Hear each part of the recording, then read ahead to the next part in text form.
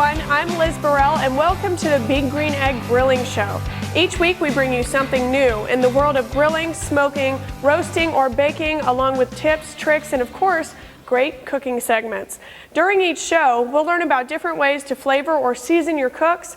We'll show you new accessories and how best to use them, and answer some of the questions we get from our fans on various social media channels or our email mailbag@biggreenegg.com. Thanks for tuning in, and we're going to start off by answering a few questions that came in after last week's show. This one comes from Steve from Charlotte, and he asked, is it better to soak or not soak chips and or chunks? So this is actually a really perfect question because today we're using some of our Western cedar wood planks, and we are going to soak those. Those have to be soaked if you're going to cook with them.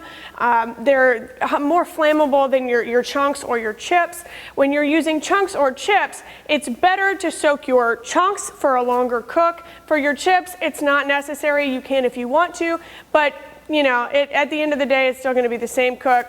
Slower cook, don't need to soak them.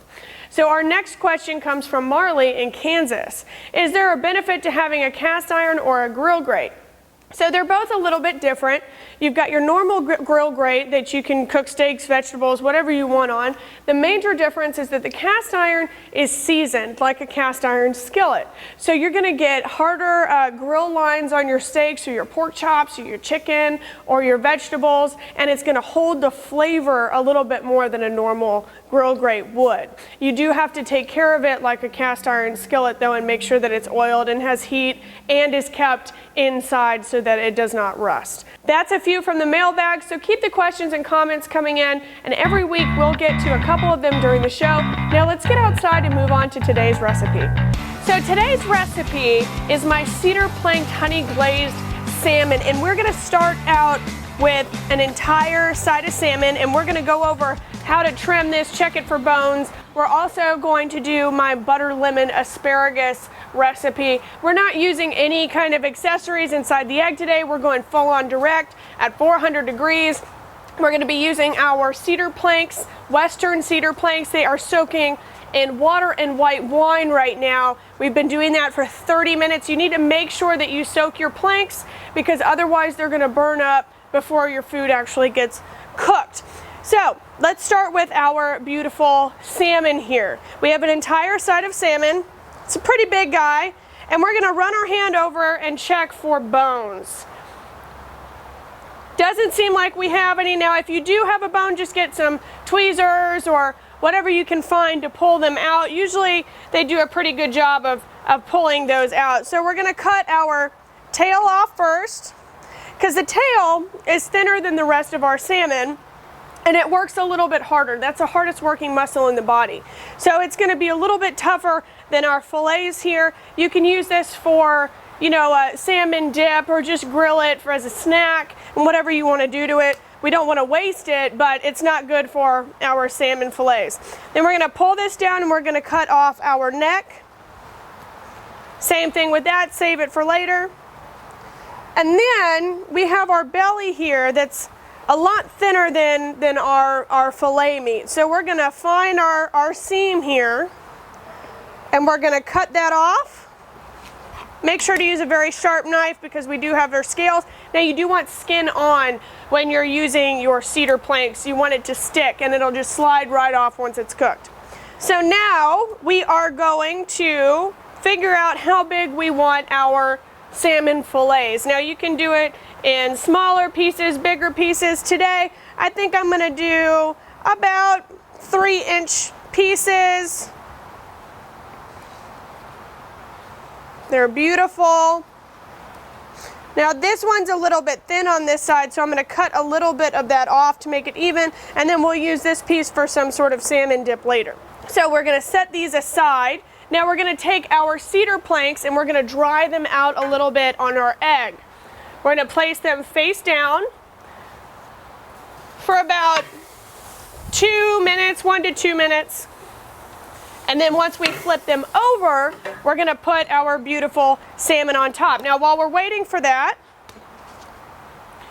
we're going to hit our salmon with a little bit of extra virgin olive oil because we don't want this flesh to burn. It's very tender, very fragile, just as any fish is. And we're going to take our Big Green Egg citrus dill seasoning and we're going to give it a nice kind of liberal coating here. You don't need to press this in really like you would pork or steak. Like I said, it's fragile. Just make sure that it's evenly coated and sticks. Now you can put as little or as much as you like of this. So we are going to check on our planks here. Use our trusty Big Green Egg tongs. I'd say that they are pretty dry. And now we are going to place our beautiful salmon fillets, skin down, on our cedar planks.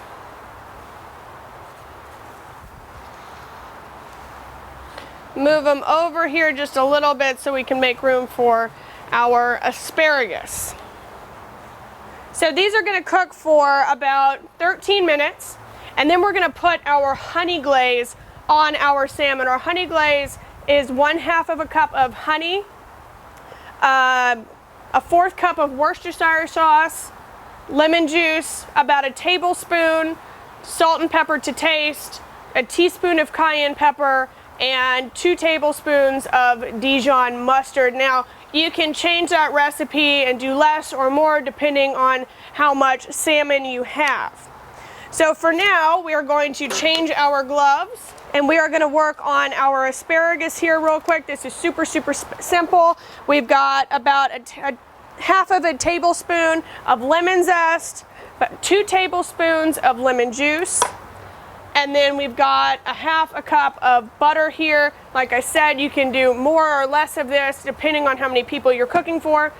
We're going to pull our asparagus over, coat it with olive oil, once again so it doesn't burn. Season with a little pepper, a little salt. We always want to season with salt and pepper. It brings out the flavors of your food. And now we're just going to put it on the egg and let that cook. We're going to give them a turn here in a minute. Take our butter, put our lemon juice in, our lemon zest. All right, so it's time to put our lemon butter sauce on our egg, and now it's time for some tips from our experts. Okay, so while our salmon and asparagus are cooking, we'll get on to our tips from the experts for the week. We're going to talk about the rain cap. So the rain cap is something new that actually comes with our regulator. It does not go with the daisy wheel. It only goes with the new regulator. It makes you able to cook in the rain. Nothing will get inside your egg, and you don't have to take it off. Once you put it on top of your regulator, you can leave it. You can take it off if you want. It's waterproof, rust-proof, and obviously keeps the rain out of your egg.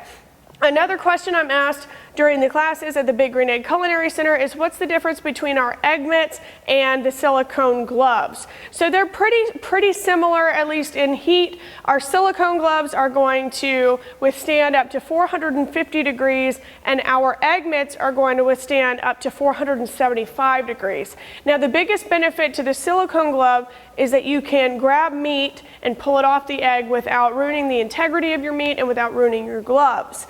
The egg mitt is made out of a woven fabric. Now, it's wonderful for pulling out your convector, putting it in, picking up the hot grates, picking up your roasting pan, picking up aluminum foil wrapped meat. But if you try to pick up meat with your egg mitts, the liquid will go through and you risk being burned by the liquid. So silicone glove for meat, egg mitt for pulling out your convector or your grill grates. So that's our tips from the experts for this week. And now let's get back to our egg and see how our salmon and our asparagus is coming along. Those were some great tips, and we're actually using our rain cap today since it has been raining outside, but it doesn't matter because it's time to look at our salmon and our asparagus. It looks great. We are going to give our asparagus a little turn here. It's getting some really nice kind of blistered color on it, which is what we want. And they're actually almost done. They cook very quickly. Give our lemon butter a little stir there. Almost finished with that. Now we are going to hit our salmon with our glaze. Make sure you give it a really nice coat. We're gonna let this caramelize for another 3 to 5 minutes or so, and then we're gonna pull it off, hit it with the glaze again, and then it's time to serve. All right, so it's time to take our asparagus off. We're gonna let our salmon keep cooking for a minute here. Pull our lemon butter sauce off. Get our beautiful asparagus, put it in this half pan here. Gonna let our salmon cook for another few minutes. It's almost done. We are gonna take some of our butter sauce, pour it directly over our asparagus. Reserve a little bit for our plating and give it a toss. It smells so good. So summery and refreshing. Just gonna let that sit here for another minute. We are ready to take our salmon off the egg. It's looking nice and brown and crispy. Very happy with how this has turned out.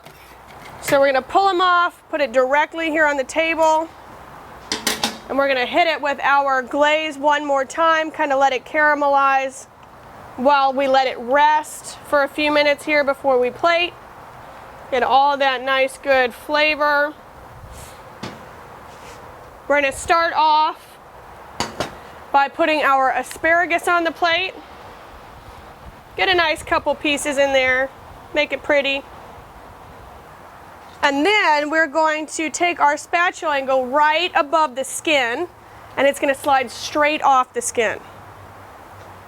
Put it directly on our plate.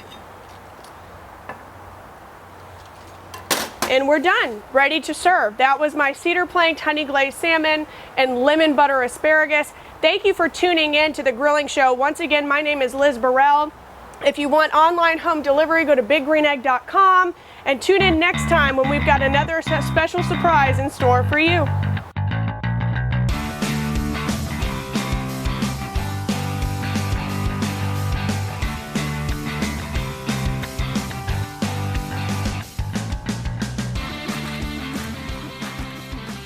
There's a place where fire and flavor are celebrated. Grill it, roast it, smoke it, or bake it. It's the most versatile grill you'll ever own. Have it delivered to your door by a certified dealer in your community and start enjoying the ultimate cooking experience. Visit biggreenegg.com.